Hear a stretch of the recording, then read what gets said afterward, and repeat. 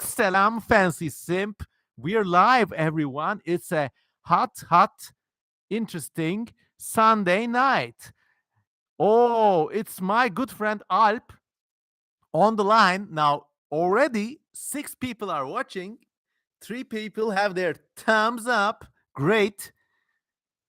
It's the CM Kozeman special live hour, including the signature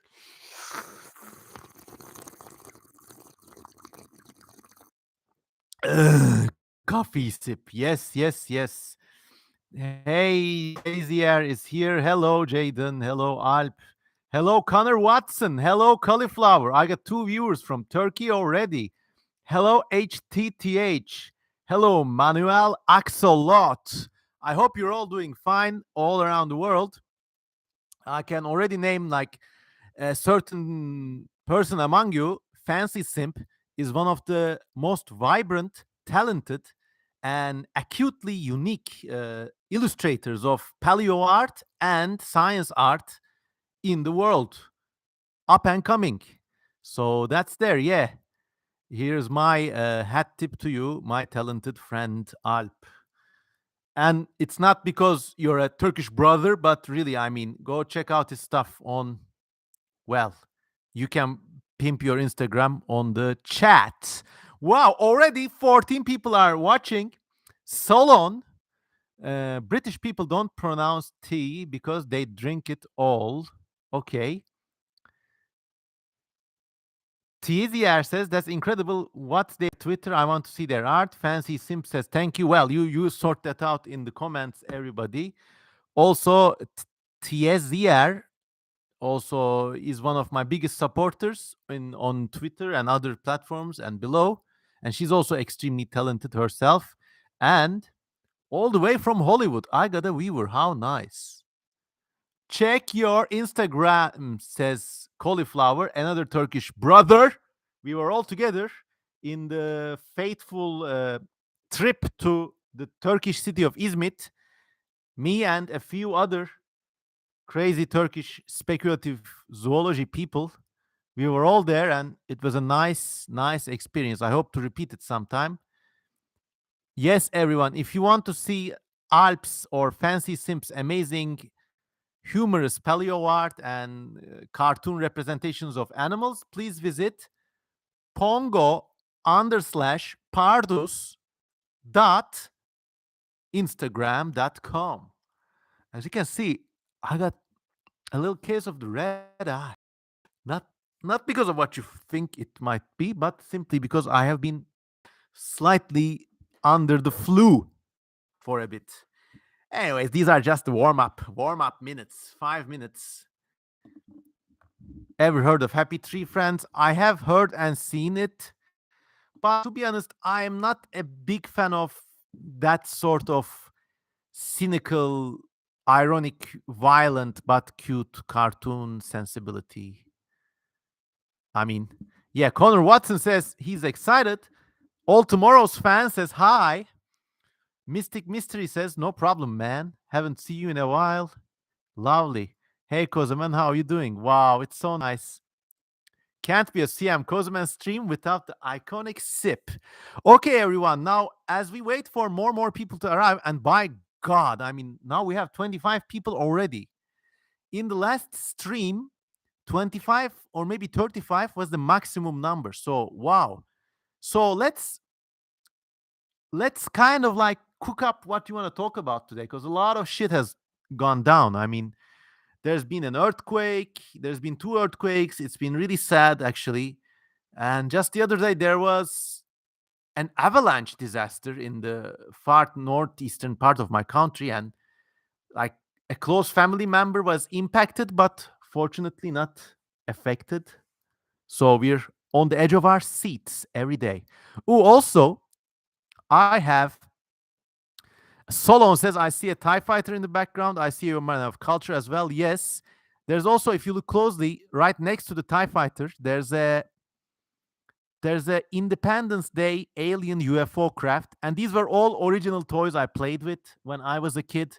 I don't do that whole collecting bit, you know. I mean, if I played with them, I kept them, they're here, so they're with me. What else? What else? Come on, people. 28 of you down there. I'm sure you can cook up something nice to talk about. Questions, just bring them on. Spinoxar says, Merhaba Rebbe Kozeman. I would make a good rabbi, would I not? Especially, I have my kippah on. Yes.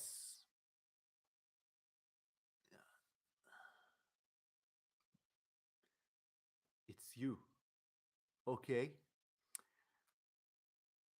Well, this is just my actually book library of Jewish studies down there. So I have a kippah there from a gift from a visit to the Rhodos synagogue years and years ago. What's your favorite kind of tea? Says J Supernova. And I think it's just regular, I think Earl Grey of some sort with milk and sugar in it. Tea is wasted without milk in it. I'll be right back. I'll be showing you some of the amazing stuff that I'm working on. So just to get the ball rolling, just to get the conversation jogging. All right.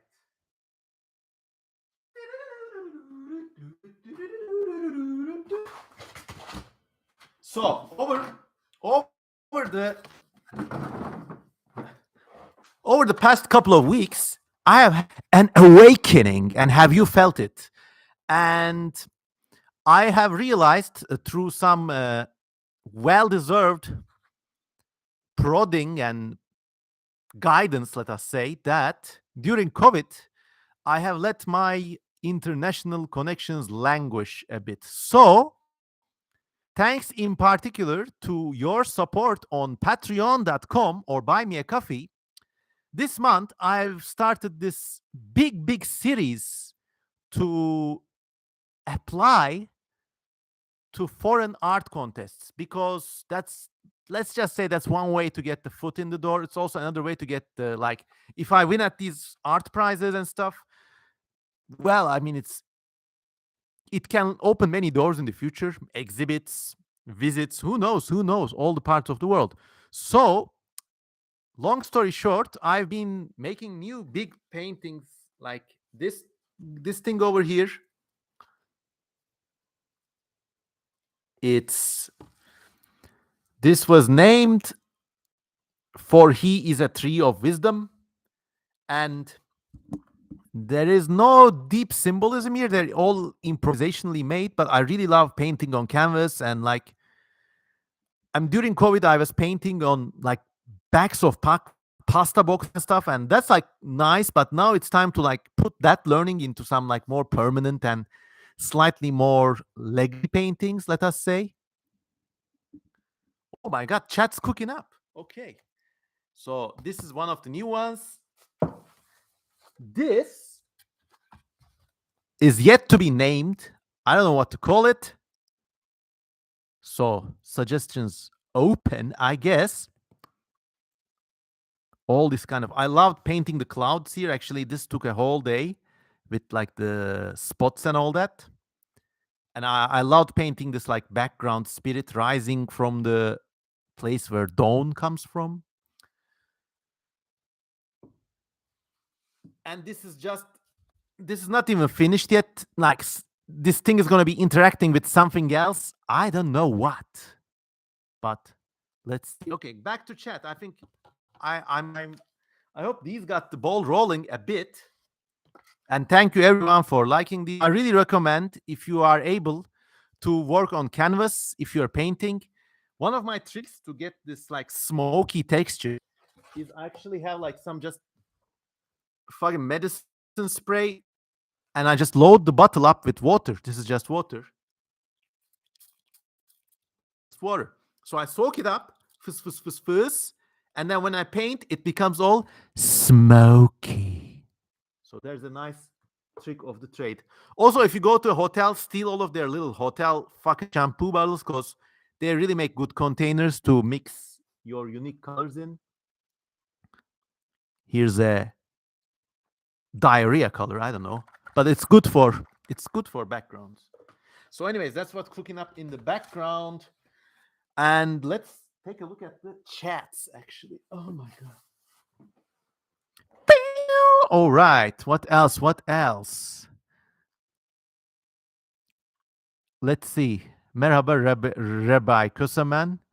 Thoughts on the Turkish icon Palababa? Unfortunately, I'm not familiar with him. Is he some kind of new generation Shahin Ka guy? Pala sounds like it's like the kind of nickname given to people with big, thick mustaches, but I don't know.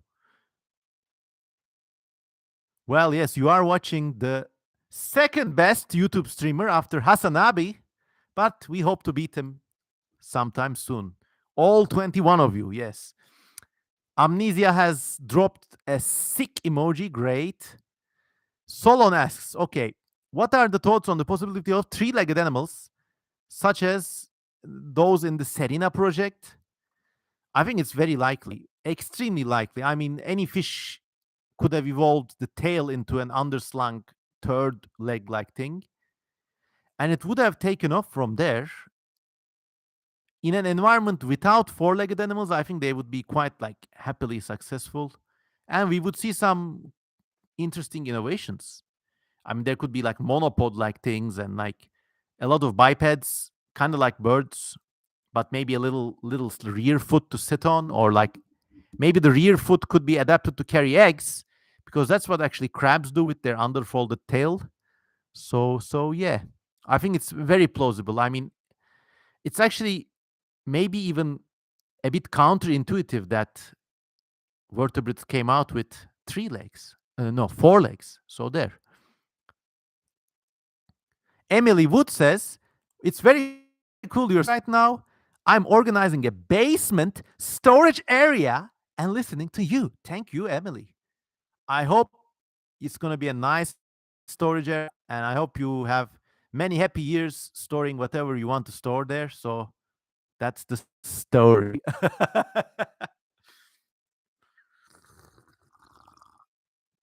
More developments from the Kozaman household. Good news and bad news. So, what happened is, just 1 minute.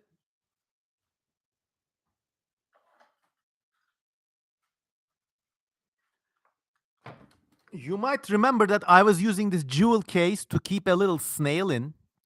Unfortunately, one night I left the cover open to photograph it.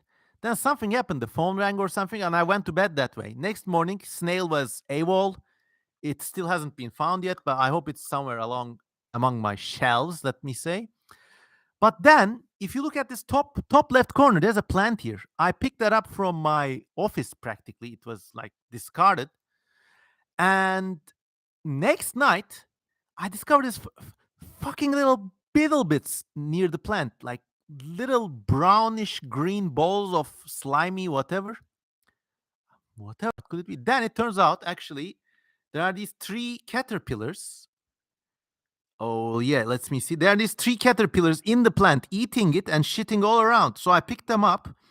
I've placed them back in this container or little house kind of thing, and they ate all the leaves that I gave them, and now they're pupating. So I look forward to releasing them as moths, and let's see what they come up as. I have this also sexy Dracula underlight. So this is gonna be an official part of the show from now on. All right. I got hit on the nuts with a tennis ball yesterday on accident. Well, geçmiş olsun, as we say in Turkish. Actually, there was this like mystic mystery says, I saw my deceased mother for the first time in 5 years in a vision. I'm sure she saw you too. I'm guessing this is not like pulling my leg, but It's a very poignant, interesting event. And those things have happened to me too. I mean, dead relatives. Sometimes I have this really realistic dreams of them.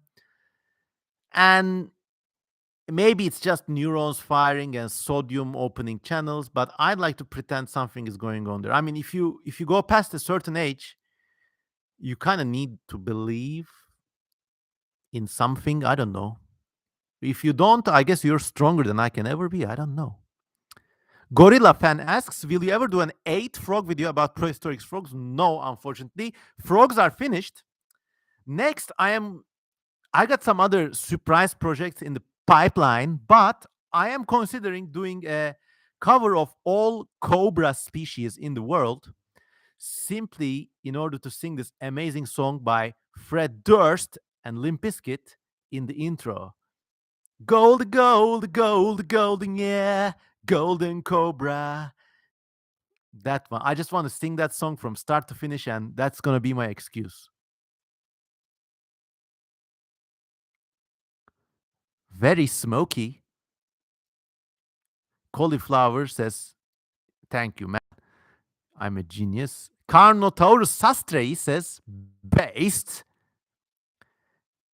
All Tomorrow's fan says, look, I don't answer All Tomorrow's question, but if you have a similar species in your book or story, yeah, go for it. We can also do this. Oh, light is kind of faltering. Anyways, let's see. Aryaman Sinha asks, how would life evolve if we didn't start out as carbon-based life forms? As long as there's a liquid, there's going to be things like worms or like flat layers of moving things to move around in it. Okay, so that's square one. As long as flat things or wormy things, you're going to have something like fish come out of them. As long as you have fish come out of them, they're going to change. So a non-carbon based life form may actually look just like a carbon based life form, but you would only find under a kind of molecular analysis that the kind of flesh is of a different chemical.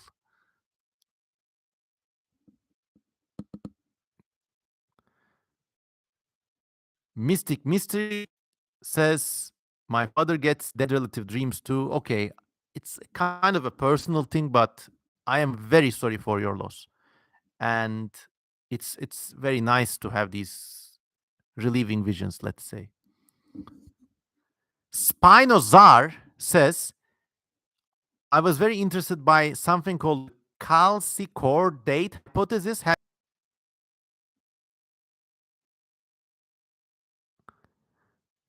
Oh, right. Craig says, eggs. Yes, eggs are great. I ate 3 of them today. Hard boiled with a little runny center. All right.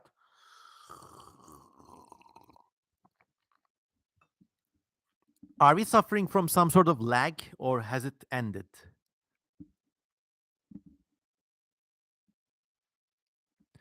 My good friend Warrington Feet says, today I discovered it was actually Sunday, yet acted like it was Saturday. Well, good news. You escaped the Sunday blues. Connor Watson says, what's one of your favorite Snayat creatures that you have created? I think I like them all kinda equally. But you unlocked a nice secret stage.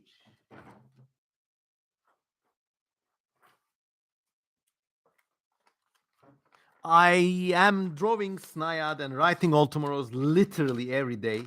It's a never-ending adventure. And just because you asked this question, I'll show you one of the new animals that will grace this ecosystem. All right, so can you see it? No. So it's this kind of thing, basically, with where the rear legs are very short, but they have these elongated hooves that are kind of like half of a composite bow, let us say. And so this is like a leaf spring under an old truck. It can bend and release very like rapidly. This makes it useful for them to like keep a like springly pace. So they're like boom boom. They're kind of like gazelles, but the tension is stored in the hoof itself. So that's one thing.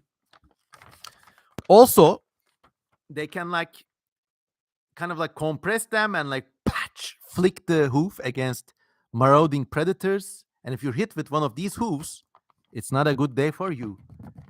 And then the front part is a pretty standard herbivore. It's got one head to keep watch for predators and another head with these like tentacle like long lips to graze basically. So you just unlocked. HTTH says it looks like one of the pneuma gazelles from Snayat. It's kind of related actually, but like a little side branch from there. Yeah. All right. Is it Monday where you are at Paleo Dude? No, it's still Sunday. Even when I don't have to work the next day, sometimes I still get the Sunday blues.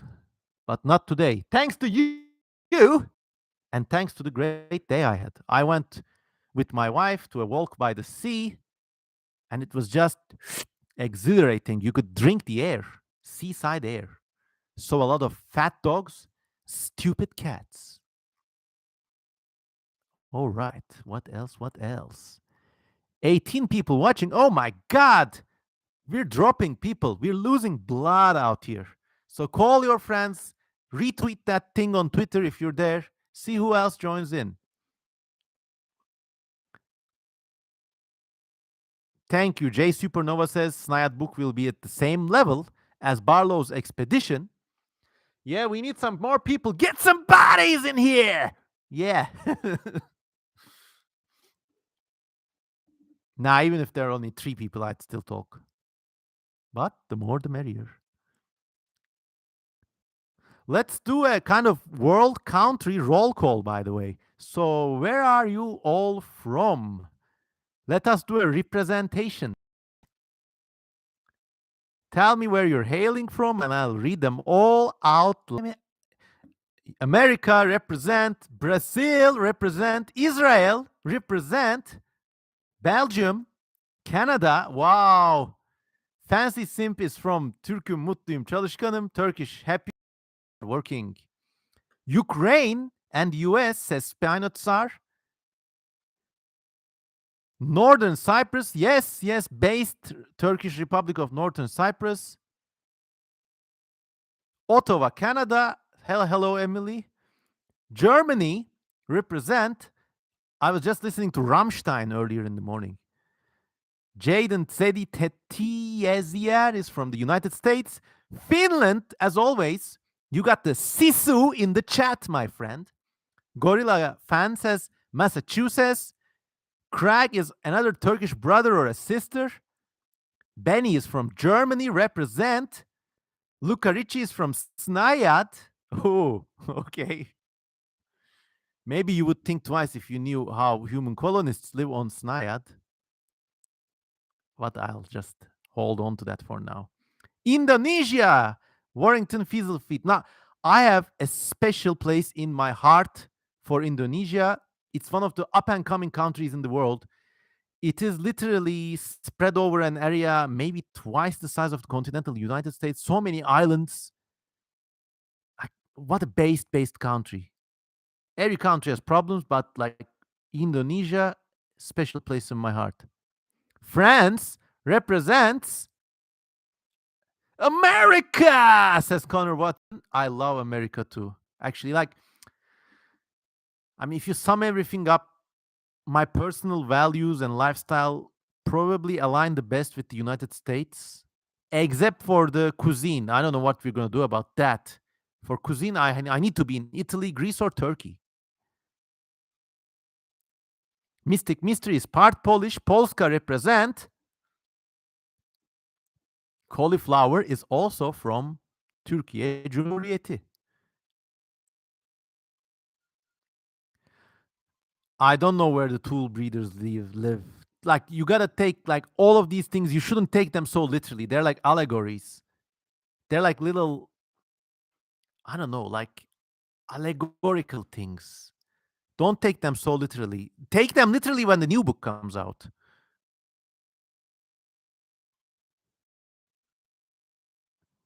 Indonesia is wider than Europe and extremely diverse. There's actually like they got some strange laws. Like if you take a picture of a fly without the government's permission and then publish it in a scientific paper, the government, if they see that, can technically charge you with bio smuggling, or even though you didn't take the fly itself. But yeah,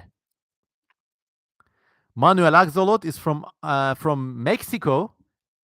Aquidesde, is that a place name? Forgive my ignorance. Ilias Leblu says Eastern Mediterranean cuisine is the best of. Yes, yeah, I mean, on that, our part of the world knows no contest. French is also like a close second runner. I love escargots, those little snail things you eat with the special forks. I had one actually years and years ago near the northern Italian border. So good. It's a pity they don't have them, have more of them. Fernando Cocatrix, no man, you're not late. Lahmacun supremacy. Lahmacun is not bad, but for me, I love some of my favorite Turkish meals include mantı, which is basically like Turkish ravioli, especially of the very rare Sinop variety, which is packed in with ground walnuts and molten butter. Oof, pour that stuff. So Aquidesde here from Mexico. Okay. My favorite weird animal to eat is jellyfish, says Ilias Leblu from Sichuanese cuisine. All right. Wow, your calls out really made a difference. Now we got 31 people watching. 31'i çektik. Unbelievable. Now it's down to 29. Well, all right. What can I do? We've been talking in the CMTK podcast with my co-host TK Sivgin about society collapse, civilization collapse. So if you got any questions maybe about that, let's also bring them on the table.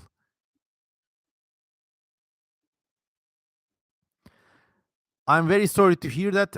That paleo dude, where you've been hit by a cyclone. I hope things get better all around the world. As our populations increase, we are even more at the mercy of natural disasters. Mystic Mystery says, have you ever seen SpongeBob? I've seen it. It's impossible to be exposed to it, but doesn't make it much of a difference for me. I mean, it's interesting, but I like that little copy pot thing that meows like a cat. Or was it a snail? I don't know. Andre is from Brazil, represent. Wow, truly global audience today. Oh, I really missed live streaming. And I usually used to have this like on a schedule. So it would be like, this day of this week. But then, it really best comes when it comes to you. And it's usually when I'm at home, either back from somewhere or like up in a really healthy day. So it's like really nice.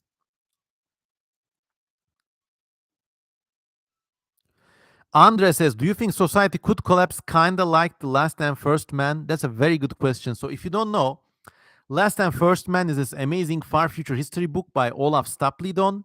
You should definitely read it. Last and First Man. And in it, global civilization collapses and rises like several times, but the first collapse is the one that's most relevant. What happens is in the near future, the US and China enter a kind of global conflict, then unite and establish this kind of Sino American global world spirit. And for a while, everything is good. So, what happens is everyone starts living in these amazing high tech towers. So, imagine every part of the world, but I'm talking like not just the seashores or the river, but every part of the world is covered with these like kilometer high towers that tap into geothermal waters at their roots. And it's like a mega acrology, mega city in a single skyscraper, almost like a tree.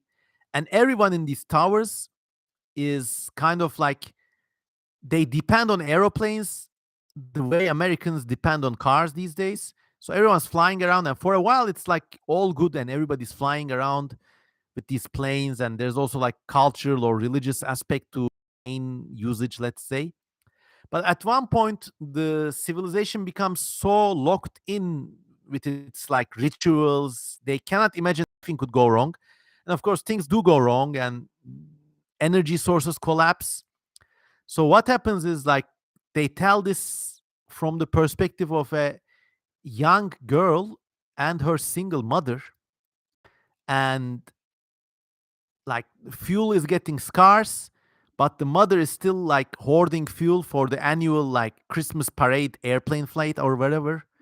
And they need the airplane also like basically to go get their groceries and stuff. And then things fall apart and they can see it coming, but they don't do anything about it because they're too afraid to break their traditions. Now that's kind of like a parable, but it's actually really scary. And I don't think something directly like this is likely, but it you see it all the time where there's a disaster or some unforeseen calamity, and people stick to their routines out of psychological necessity, and usually because of that they fail to adapt, or they can't respond enough, or and are overcome. So it's really sad in that respect. All right, I hope that helped. Oh, yes, my prediction of a global catastrophe on March the 5th hasn't come true yet. Very, very true. But I remember in that dream it was also either March or May, so we got another 2 month window. If it doesn't happen until then, I will refund all your temple donations. But the day isn't over yet. HTTH asks, what are some good approaches to designing boring animals that make the majority of any ecosystem? Oh, I also have like two very nice Turkish comments. Okay, let's answer this one first. So boring and naturally are most animals, but I think it's really nice. I think there's this one user, Sly Desert Fox. I don't remember his full name, but he's very good with designing these. And boring animals are kind of like, imagine a kind of magpie that has greenish feathers. That's one. Imagine a seagull that's got a blue beak, things like that. I think to design boring animals, take living animals, subtly change some colors, but very subtly, and then maybe subtly change some dimensions of their legs or heads or whatever, and then try to adapt them in a different niche. I think that's always a good way to design them. The baby lover says, Abi büyüksün, which means brother, you're great. Thank you. Sen büyüksün. ASJD in Turkish asks, what would happen if the Yellowstone caldera blew up tomorrow? Oh, actually, to learn the answer, you can watch this extremely dark and depressing film, The Road, starring Viggo Mortensen. And in this movie, there's a global disaster. You don't even see what's going on, but you know it's the Yellowstone caldera. They see all these flames and fires in the horizon, and the guy like quickly runs to the bathtub and fills in the bathtub with water. So something horrible is going to happen. And then over the years, this is like drawn out. First, things are kind of like struggling, but the volcano, if you don't know, the Yellowstone Park itself is the mouth of an enormous volcano, and there's a chance it might blow up. So it blows up, and there's billions of tons of ash choking the skies. So food production fails. There's famine. People start retorting to cannibalism, and basically civilization really, really falls apart. It's a really, really dark film. It's so dark that I can't even recommend it. Don't watch it. It's very scary. It might happen. If it happened, I don't know. I would let go of the few responsibilities I have and just try to spend better part of our time with my family. I don't know. I might try to actually go obtain like a large source of morphine, or I don't know, like some gas, like just to make a clean exit when the time comes. It's very scary, that thing.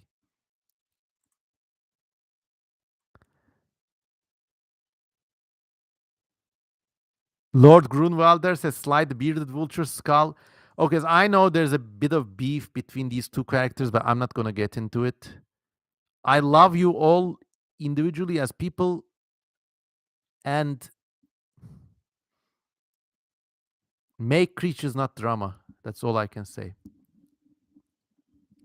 Oh, the boring creatures question is updated for alien ecosystems. Okay, okay. I think in that respect, you should really study how like flesh acts basically, because even if it's a totally alien animal, it's going to have a skeleton a certain way. So like a small animal living in a cold environment will still be like kind of round and chunky and fat. So you should look at those inflections. And when we are designing aliens, the desire to make extraordinary creatures, like there's organs coming out of everywhere, you should shrink them. Like a gazelle's eyes are not too big. If you see it from 6 meters apart, you're just gonna see the legs and the necks. So like try to first draw your alien creature and then maybe shrink the extraordinary organs, try to hide them under the body in the flesh. Ask yourself, like, if a creature has like something like this coming out of its head, does it really need to be open and exposed? I mean, like teeth, they are very interesting. They're not exposed. So try playing that game, and I hope it helps. Mystic Mystery asks, what's the worst meal you ever had? Oh boy. Well, I'm a notorious fucking tarare out there. I'll eat anything. I mean, I'll confess, I've eaten cat food, wet and dry. I've eaten dog food. Even while on a like trekking expedition, I was so hungry. I went to a shop. They didn't have anything. So I went to the pharmacy next door. They only had baby food. These like little jars of like things that look like frozen gunk. So I just spooned that thing over. My stomach is ironclad. I can eat everything. Cat food is very tasty. When my parents' cat, when I visit that cat, the cat always begs me like a little bitch for some wet cat food. So I said, okay, man, have your food. And then I go, chef's kiss. I don't think it can hurt you. But of course, it has come with sometimes I learn it the hard way. Like once with my wife, I was like, "Oh, honey, I got the dinner. Here are the leftovers from yesterday's office meeting." And then she gave me a look like, "Okay, I didn't know." I wish everyone had a stomach of iron. The baby lover asks, "Do you believe in life after life?" Oh, oh, oh, oh. I don't know. I don't think anyone knows. Only the dead know. But I wouldn't be surprised if, when it happened, I woke up and saw all you guys there in the spinning spiral firmament of souls, a soul storm where everything kind of merges back into the original texture. Just don't think about it, to be honest. Because even if we did get to heaven, it would still be like our last day. Like if I died tomorrow, I'd miss my books, miss my wife, friends, whatever. There would still be a last day when I would do a podcast, and the end of those habits is the scary thing about death.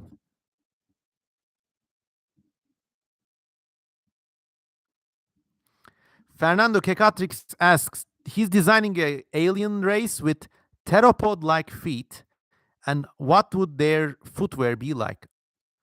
Very good idea. I think you know what? You should make a papier mache model of a or maybe go to the butcher's and get some chicken feet or turkey feet, and then using paper or cloth try to make shoes for those things, because I really don't know.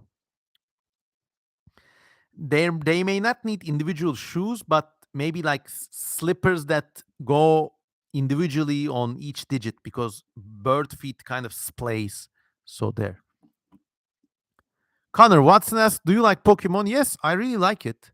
I think it's responsible greatly for introducing many people to natural history, and I think the messages are all nice: friendship, perseverance. Also, I when I was younger, I had the hots for that one girl in the rocket team. So make of this what you will. Yu-Gi-Oh, though I never watched Yu-Gi-Oh. Isn't that the thing where people spin like spinning tops and fight? I don't know. Let's see. Have you read or Dune, Mr. Kozeman? I unfortunately haven't read the books. They're pretty, to be honest. But I watched both films, and both films are great in their own right. I really, really loved the last Dune film. I think Denis Villeneuve is a great filmmaker, and like he's one of the last remaining human beings in a landscape populated by office workers who accidentally found themselves as creatives. Oh, Yugi! No, the spinning tops apparently is Beyblade. I don't know what Yu-Gi-Oh is. Then there's also Digimon. There's so many of these combat games. I don't. Delis Villeneuve has a very sharp sense of aesthetics, says Ebervalius. Oh, that's true. But also in all of his films, including like Blade Runner 2047, he has a very salient sense of humanity. Like in his films, you can see the villains are villains because they've kind of like either become so arrogant or so selfish or so depraved, they're kind of left their humanity behind. And actually, I think like morally and philosophically, Villeneuve is very, very clear on what to do with certain people like that.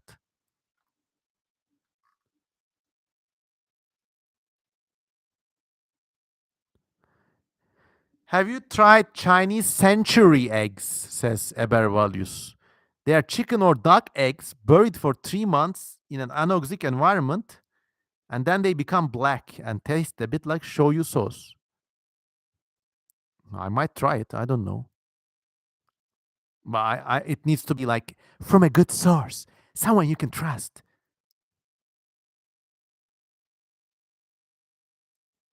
What's your favorite speculative evolution project outside of your own? I don't know. I like Serena. Serena is a work of genius. I don't know why it's not a book yet. Dylan Badja, the person responsible for creating it, is a fucking god. Artistically, textually, subjectively, I can only hope to match it. I'll actually show you a secret Spec Evo project that nobody in the internet seems to know, but I know for some reason. Just wait a minute. Uh-huh.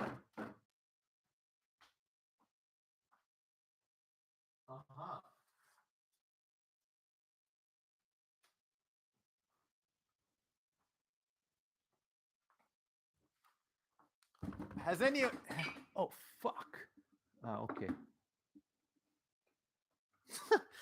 Has anyone heard of this book, Worlds: A Mission of Discovery by Alec Gillis, forward by James Cameron? Has anyone seen this book? I'm just holding it up for a bit. So this book came out like basically for a week or so in the mid 2000s, just appeared in the bookshelves in the UK, and then just fucking disappeared. So it's a very, very high quality book, and the guy who made it is like a VFX specialist in Hollywood.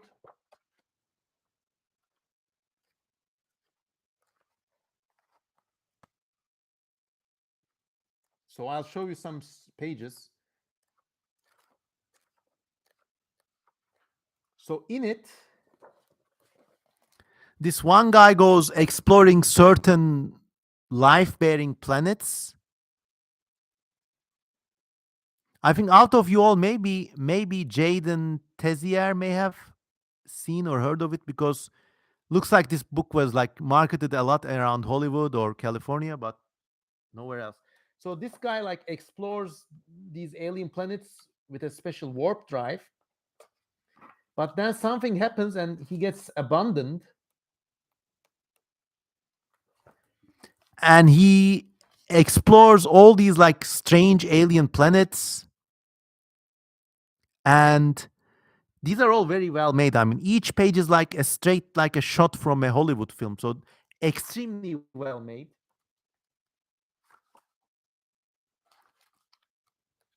I'm just looking for some creature shots.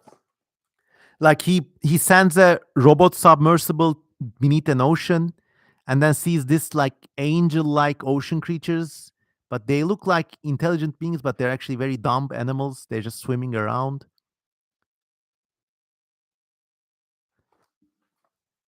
Mystic Mystery asks if alien life is edible, and actually in this book,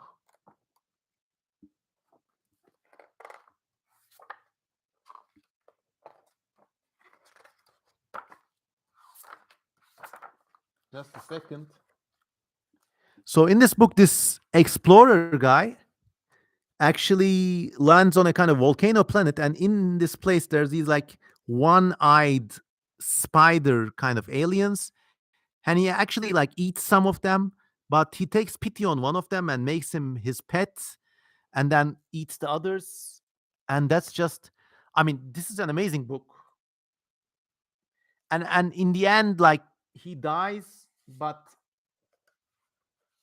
he gets attacked by these parasites and stuff, so it's like very, like, his leg turns gangrenous. It's a very well made book, and I don't know why no one knows about it. So this is one of the nicer projects out there. I'll put this back and be right back.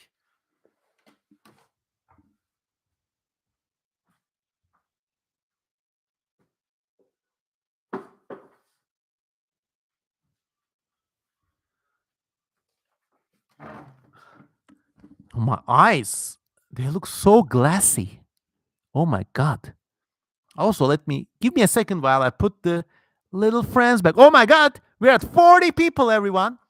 Switchboards are lighting up, donations pouring in from every part of the world.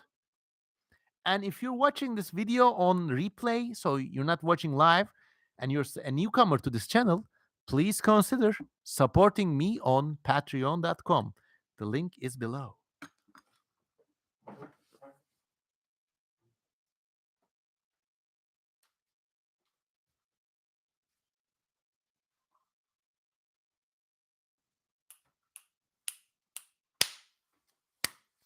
All right.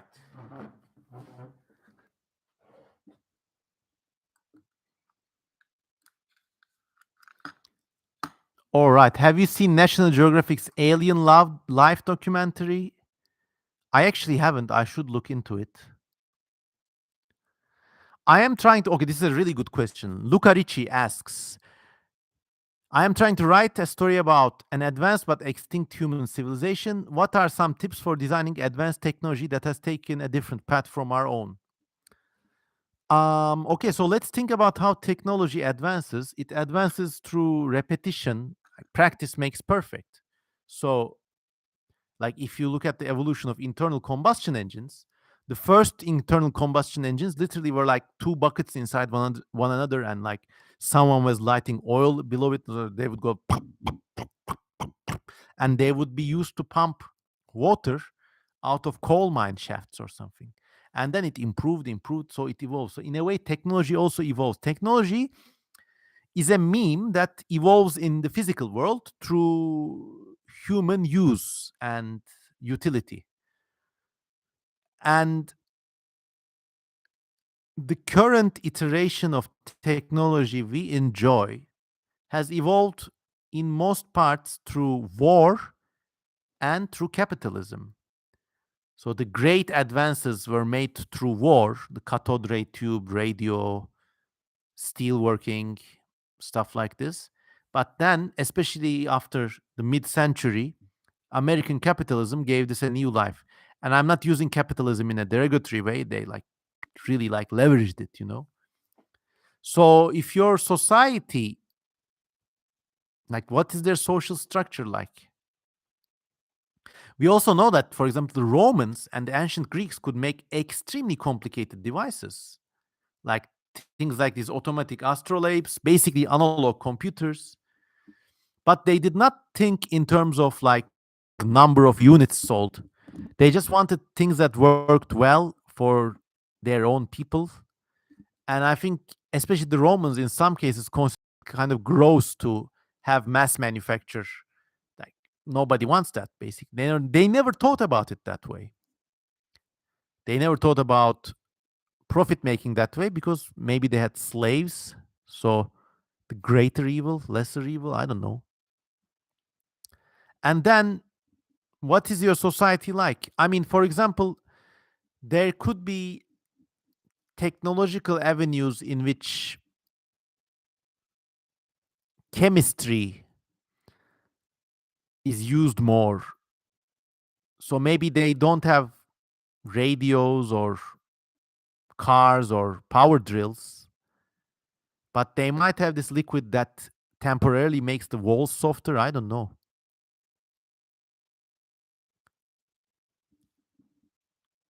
The Byzantines had slot machines. Yes, they had also flamethrowers.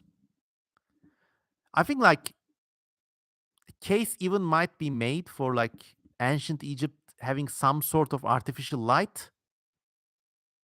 Herodotus, if you read his book, Histories, he talks about this kind of place in Egypt, this temple where there's a green glowing light in the temple. Of course, these kind of technologies advanced without the scientific framework. That's another thing. Science, like, does your world have science as we have it? Because then it's also possible to like have things without knowing their exact scientific basis and just replicate them. And if it works, it works. This might especially make more sense if you have this kind of like chemistry first kind of technology.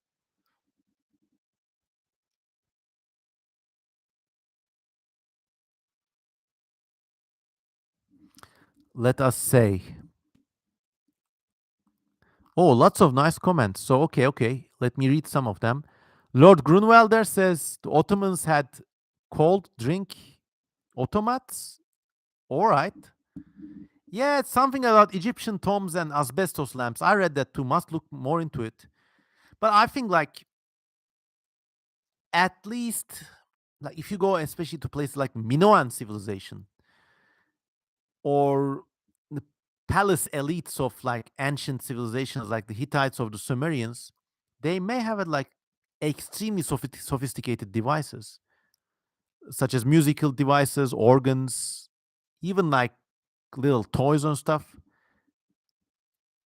But then in the present day and age, like everybody has one of these.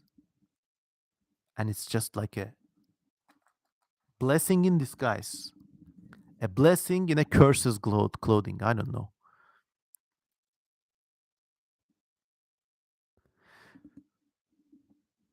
I've been playing, says Fernando Catecaix, sorry. Fernando Catecaix says the idea of having different species use their shed skin to make clothing.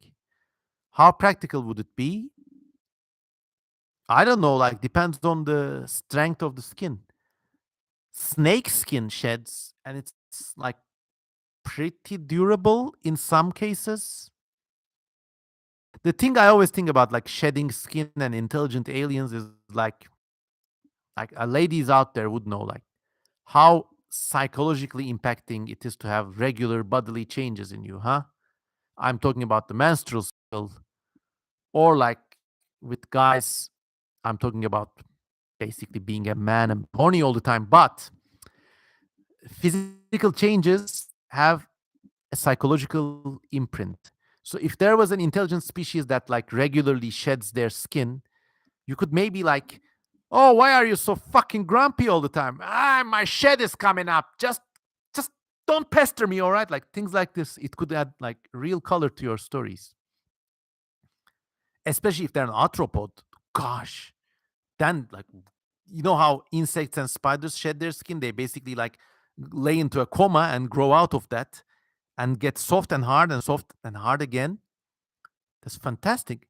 And I'm certain that in that state, an intelligent race would have mystical experiences. So would maybe say like in his fifth shedding, King Aldemar had a vision of an army coming down to conquer his land or something like this, you know?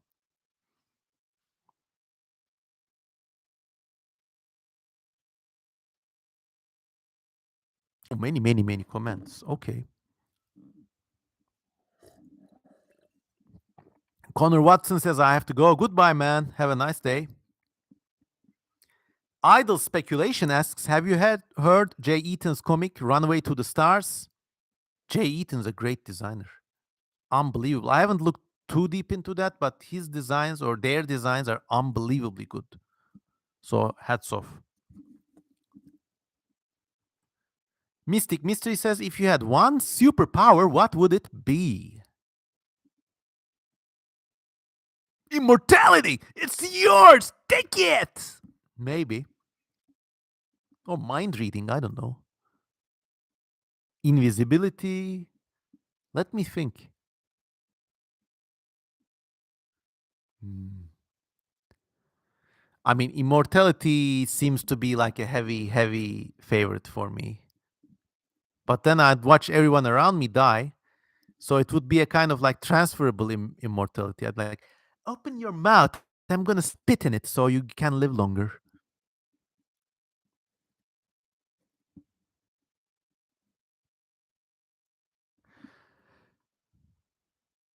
Do you have a favorite generation of man from the last and first man? Asks Chris. Yes, it's the fourth humanity, fourth man, which apparently have the power to create and design their own organisms.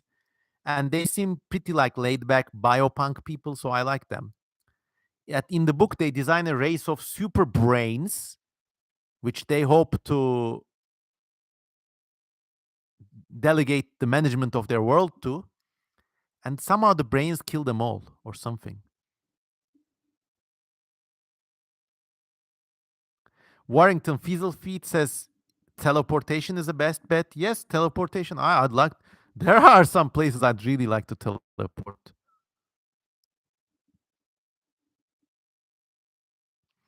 What kind of immortality, says Idle Speculation? The kind that Wolverine has in X Men.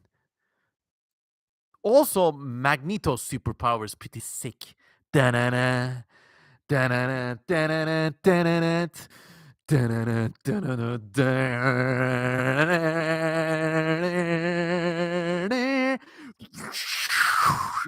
I don't know.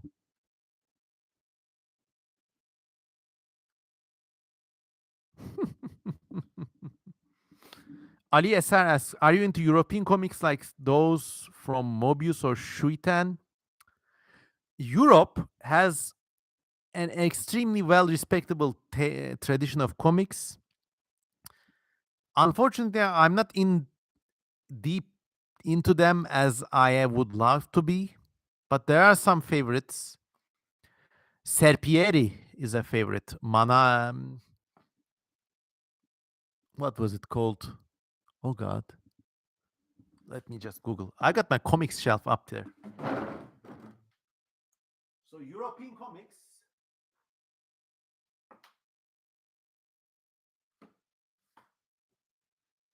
Serpieri. All right, he counts as a European comic. Oh, he is a European comic. Actually, I just realized I'm more of a enthusiast of the American or British sort of comics. Like in British comics, I'm a huge fan of the Viz magazine. That's VIZ.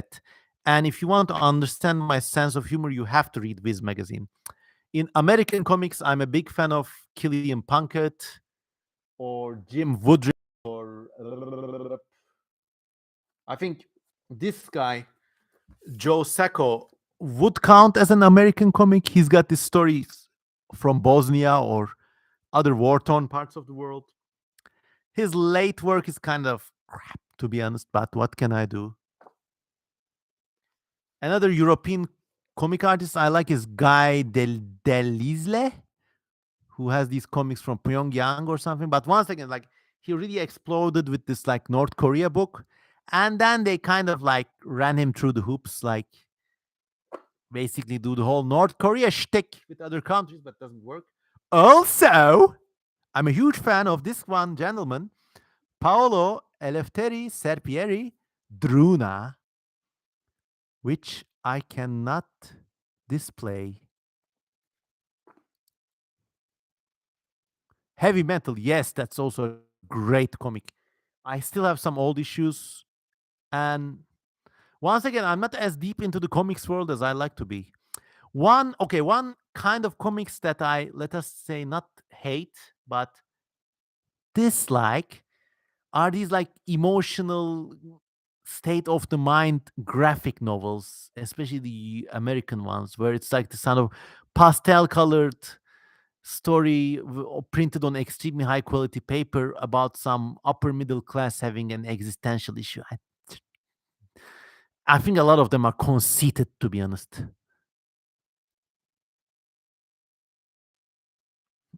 I'm also a huge fan of Turkish comics, and there are some genius Turkish comic artists out there, such as, wait a minute,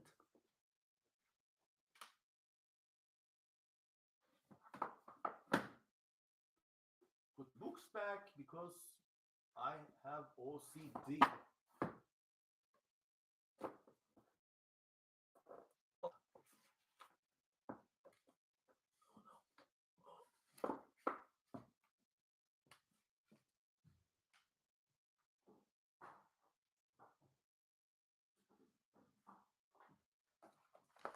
So now I'm going to introduce you to the world of Turkish sci-fi fantastic comics, starting with this guy around here, Nuri Kurtcebe. He, inspired by Heavy Metal magazine, he made this like amazing series of short sci-fi stories with a kind of like pre 1980s slightly leftist bent, but they're all great stories. Like check out this one. It's called The Hero. There's a monster imprisoning a girl, and a soldier appears. He prepares his bazooka laser cannon. Boom. Oops. Where are we? Huh.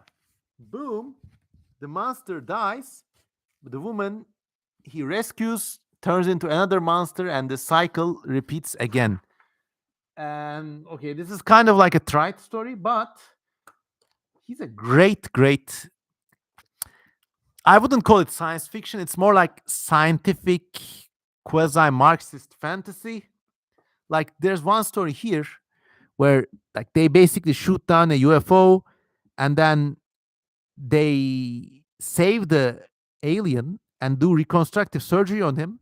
And turns out it's Stephen Hawking. And then here, the comic artist says, maybe that's how this great mind came to our world. Who knows? Again, funny fantasies, but if you're like into like dark, bizarre stuff and the unique artistry, you must look at Galip Tekin. Now, I'm sorry, all these Turkish comic artists have a lot of going on their covers, but it's just how they roll. Eber Values Ahu says it sounds like one of the early Azrak comics. It could be. I mean, unfortunately, some local artists like were heavily inspired by European comics. So Galip Tekin is an amazing artist. He unfortunately passed away. He comes from a strange background because he also was involved in a kind of like let us say he wasn't like a school artist. Like he had like mob connections, mafia connections. So he came from a very rough and ready background. And then he has amazing stories. Like I'll just try. Like he has this one story where there's this drummer and he goes to a village and starts playing his drums and everybody goes crazy and a kind of like Kingsman style violent riot ensues and it's a massacre. And it turns out this guy's family is sort of like from a shamanic line of musicians. And then this village actually lynched his father years ago. So now he has perfected, and his father was also a Ramadan drummer. So during Ramadan, people bang on these drums so that people get up and eat during the night meal, whatever. So his father was lynched by a mob in this village. So this guy now comes back to that village playing his deadly song again. And then it's his revenge. Oh, so also like I mean, the stories are extremely gnarly, yes, but also as an artist, in terms of sheer like draftsmanship, line work, etching, shading. I mean, I'm looking for a like safe page to show you. Okay, I think this is safe. Like, do you see? This is just with a, the thinnest ink nib ever, and he defines shape, volume, shadows, a little on the exaggerated side, but amazing storyteller. And this guy was doing this in the 1970s, in the 1980s, when there was no internet, no nothing. And these stories, they inspired an entire generation.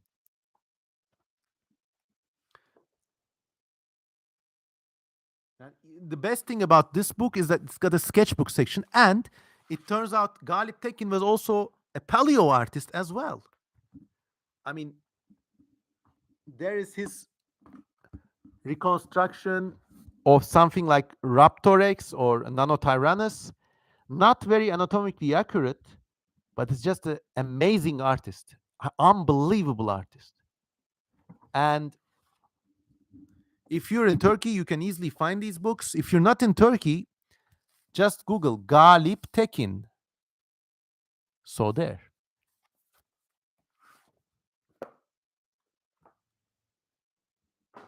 I'm a huge fan of this stuff.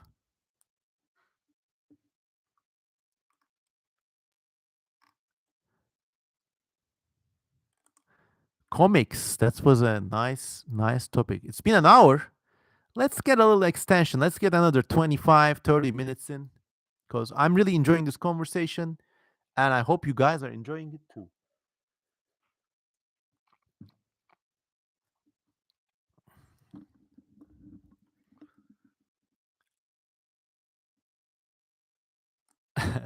Ebervalius Ahu says he likes the telekinetic organisms from tangent realms. They look like little soap bar bird things. So yes, I had this exercise in which what if telekinesis was real? So you would have animals that look like basically potatoes, just with eyes and mouth and a butt, and they would just zoom about, held aloft by telekinetic powers, and eat the grass, eat each other, maybe fashion little instruments and fight with each other. So there.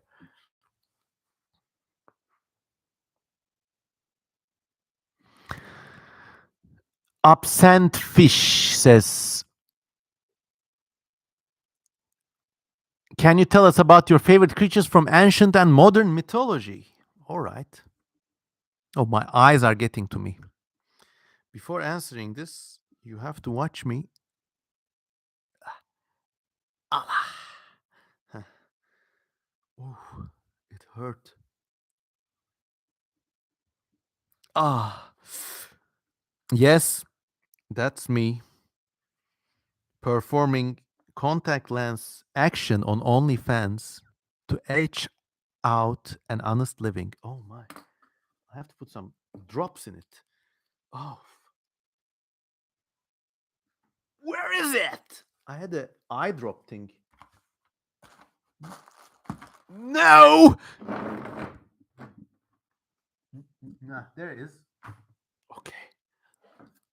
You got this. Ready tears.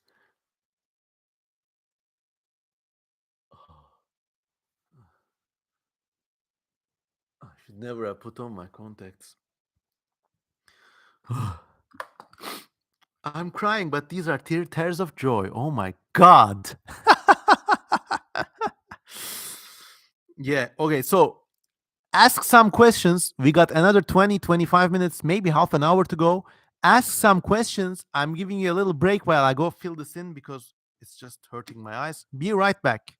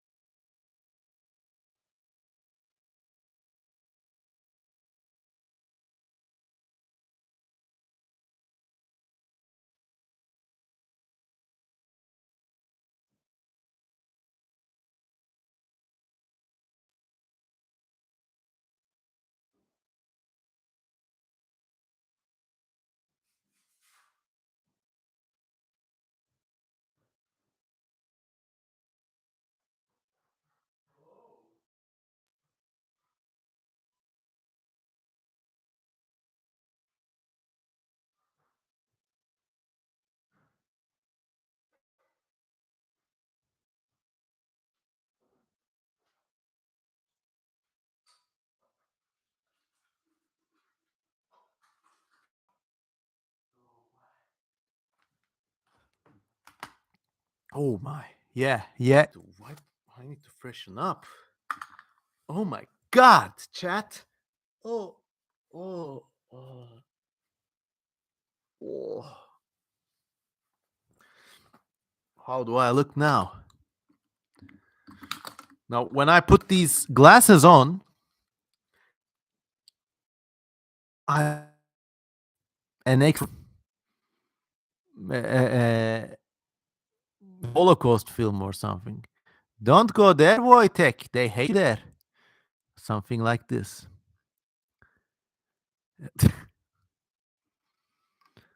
What gave you the idea of making Snayad? Asks, worked nearly half of my life to get it, and I'm still working.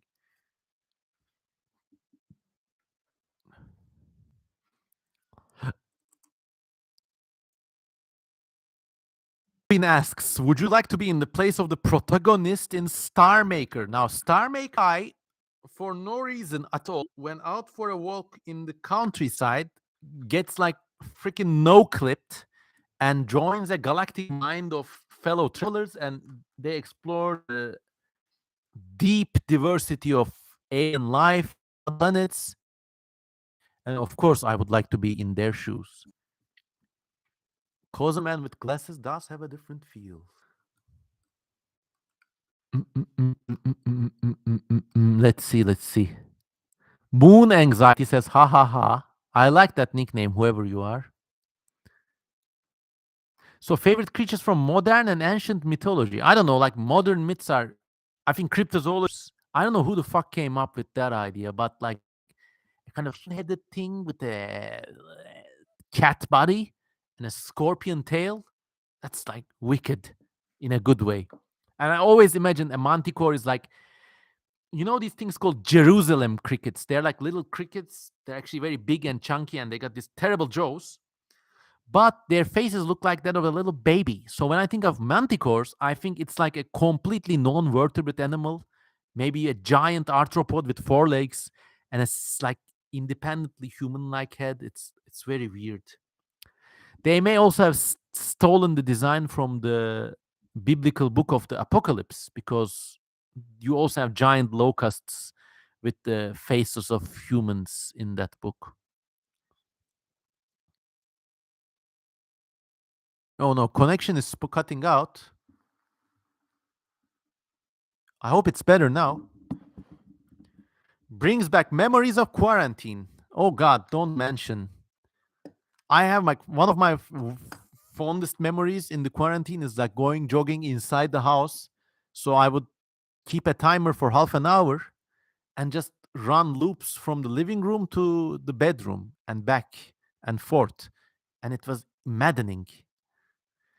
I think like they really pulled the dirty on us out there. I mean, the risk was real. Vaccines did work. I'm not doubting any of those, but they reacted too fearfully. Like the whole bit about fuck groceries, what the hell was that? Bittersweet times indeed. Connection is cutting out. We are losing some viewers. All right.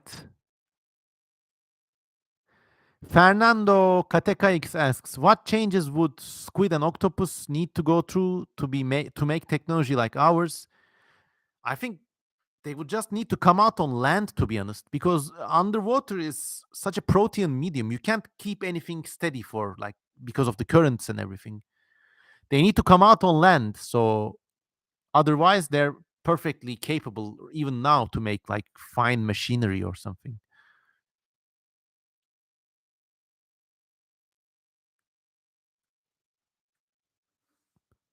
Is the connection still breaking up? Moon Anxiety asks, what are people to do without social tea time? What are people to do without beach days? Yes, this was a major, major mistake. Like if you study politics now, no one wants to repeat that mistake.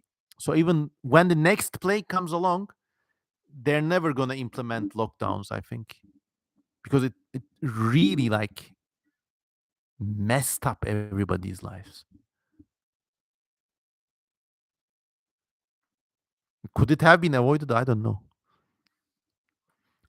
Mr. Kozman, what's your opinion for thumbs on platypuses? I don't know if they have thumbs. I know that male platypuses have these barbs on their rear legs that are poisonous.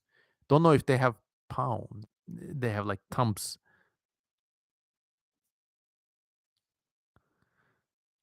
We're down to 18 viewers, but that's okay. I like everyone. I mean, it's okay. And it's been an hour and a half, so it's okay if people have had enough of my incessant conversation. Where does the name Snayat come from? Wait for the book.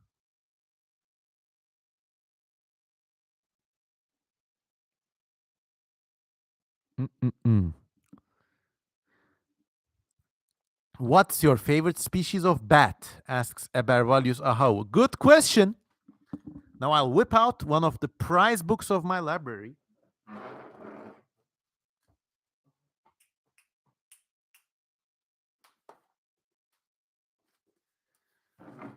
It's this book, Walker's Bats of the World, and this book reproduces in detail almost every kind of book in the world. Like you flip one page open and you got these guys coming out. It's unbelievable. Or like these flying foxes.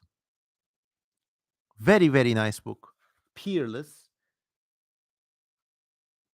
I'm torn for my favorite bat. I'm torn between the hammerhead bat and the naked faced bat. So one of them is this, the hammer-headed bat, Hypsignatus. Very beautiful face. The other, probably, there's so many kinds of bats, by the way. Oh, where is it? And all those bats are so derpy and cute.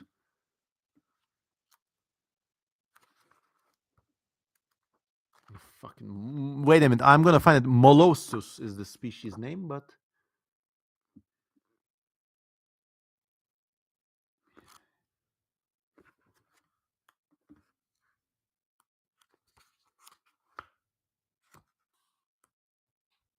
okay, this guy. So there's a kind of naked bat, basically, which is exactly what you think it is. This guy, it's either this guy or the hammer-headed bat. And one of them is my favorite. Just look at it's probably life size too. Unbelievable.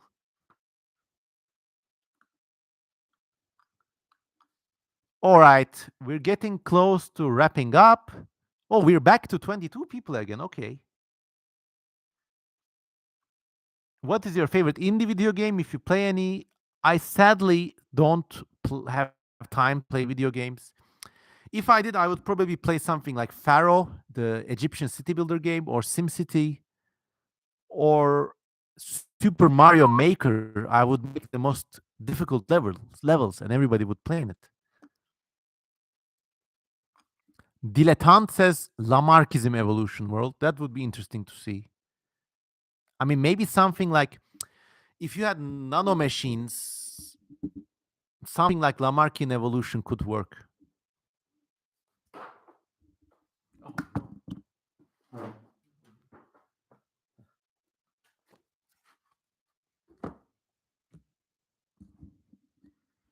I don't want it to end, says All Tomorrow's fan. Well, all good things come to an end, but I'll be back.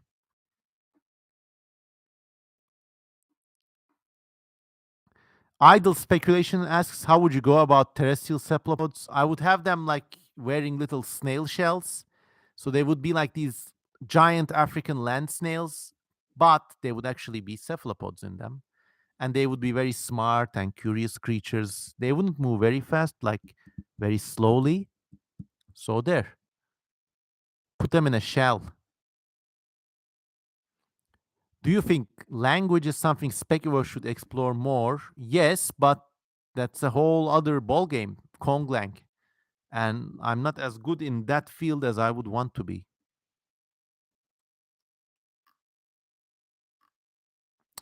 All right, everyone. It's almost been an hour and a half, and it's been great talking to you all. Thanks for your time and thanks for visiting. Now, final question for closing. What song would you like me to sing? Write them on the comments and I'll sing one of them as an outro. Thank you all so much. I know most of you are like converted Cozumenites, so you're like close friends, even if not online friends. So thank you for your time and thank you for your donation. If you're already donating or if you can't donate, please consider like recommending this channel to your friends. If you got a girlfriend or a boyfriend, I'm sure like if you listen to CM Kozeman podcasts together, magic can happen. If you leave me now, Chicago. The devil went down to Georgia. Emily Wood says a beautiful stars. David Guarola, live long and prosper. I can do this, but this hand is twisted from birth. I cannot do the Vulcan V in it. Just not born that way. J Supernova. Okay, that's one song I know. Oh, important question. Would you prefer an angry squeaking frog or a happy frog? Happy, of course. Why would I prefer angry anything? Anger is an emotion best expunged from life. Thomas the Train main theme. Are you chunky? Are you train brain?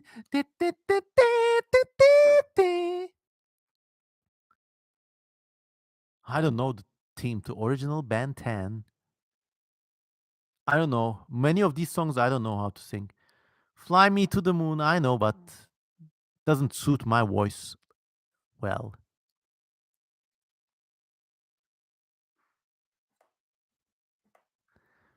Oh, Durmush Bayram is here.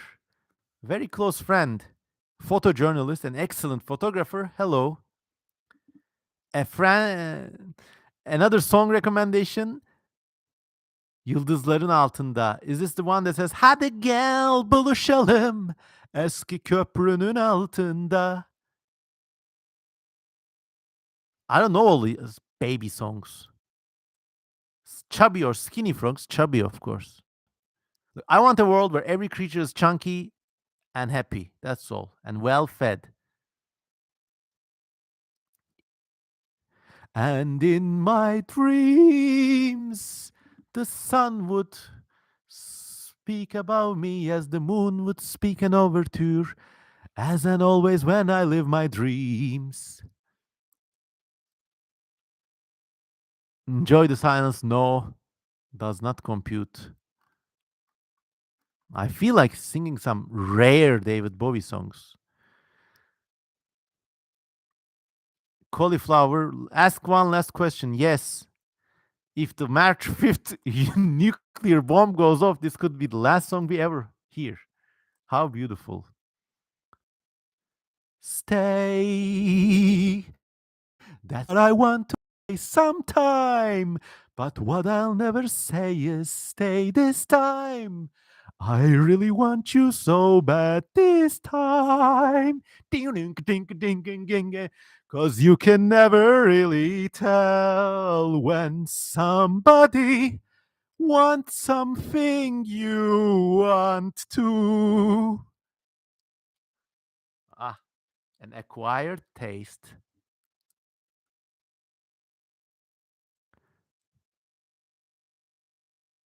All right, one last song. Then I don't know Colors by Crossfade, but we have time for one last song. Throw them out there. If I know it and I like it, I'll sing it. Then it's good night. Ding, ding, ding, ding, ding. David Grohl says, "Man who sold the world." I can't do that voice. Who knows? I can't do that mice rabbit voice that David Bowie has. Starman, come on. Love Cats. I is that a song? I love cats too. But the only cat song I know is "Are You a Chunky or an Imbecile?" I know you are both chunky imbecile. Oh, Jaden Tezier, you just blew up the bomb. That song. Oh man, I love it so much. Yaşasın. Yaşasın. I'm not a moving guy. I'm not a modern guy. Ding ding ding. Just a simple man, no judge of man. But such a life I've never known. I came from the farmland to live in the city. People proud and lustful in this desolate world. You want to fight, chak, chak, but I don't want to leave or drift away. Yaşasın. It's very nice. And I don't want to drift away either, but that has been that for CM Kozeman live streams tonight. Thank all of you for being here and joining me on this channel. Goodbye, everyone. And wherever you are, please keep hydrated, keep healthy, keep happy. You never know when things might fall apart. So enjoy this life of ours while it lasts. Any last. Uh, uh, uh, uh, uh, uh. Goodbye, everyone. Goodbye. Goodbye from Sim Kozeman.